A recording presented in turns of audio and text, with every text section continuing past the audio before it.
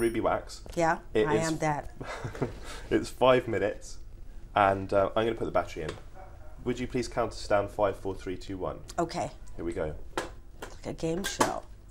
All right, 5, 4, 3, 1, go. Where were you brought up?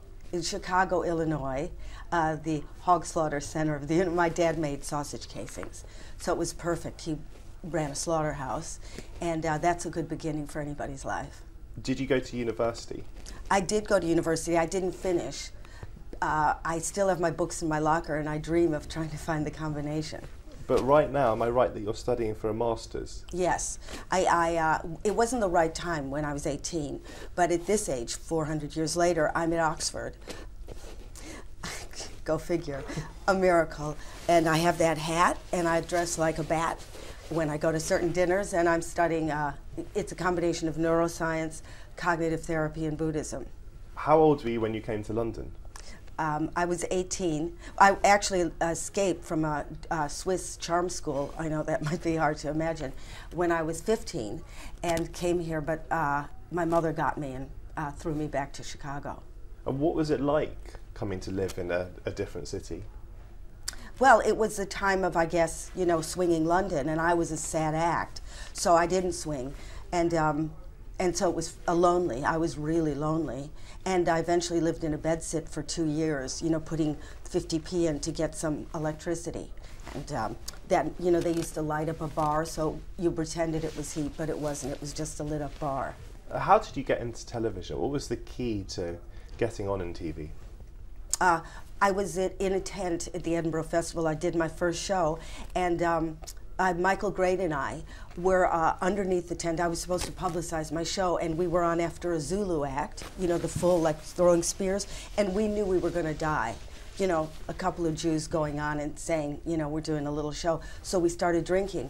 And when I got on stage, I threw away the guy who was the interviewer, and I said, I'll interview Michael Grade. I have no recollection of what I asked him, but after that I had 14 shows. Have you enjoyed working in TV?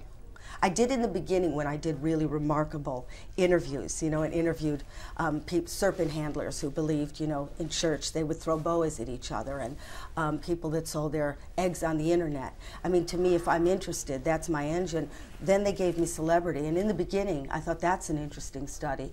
But after 5 years, you go, you know, I've heard this before. When you step in front of a camera, Ruby, yeah, do you change, do you think?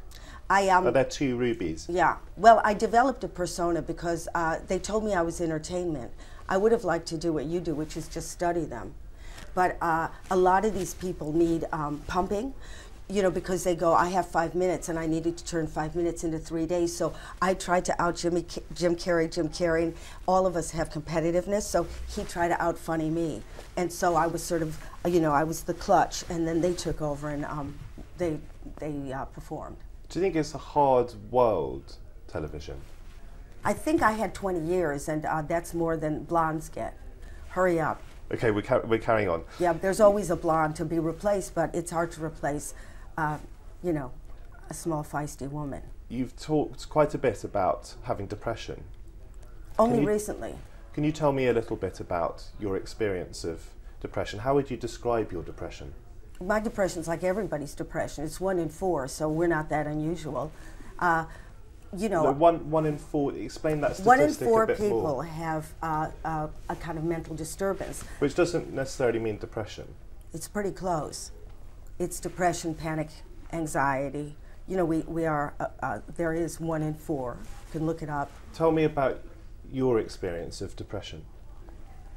I really can't, because you know, people have tried to explain it. It's not because you're sad and your boyfriend left. It's when you think, maybe I should jump off a cliff, you know, a manicure or suicide. You can't tell which. So basically the essence of me leaves town, and something gray and gormless enters me. It's like being possessed by a very boring person. You've been making a show about it. Yeah, I'm at the Marnier Chocolate Factory doing Losing It, and then it goes to the Edinburgh Festival. And it's not about mental illness, it's about all of our illness, which is we don't know what, we have no instruction manual. We always want to fit in, we want to do the right thing, but nobody tells us how to do that. there's no instruction. So some of us get really lost and fall into the disease category. We've only got 10 seconds to go. Tell me what you do in your free time.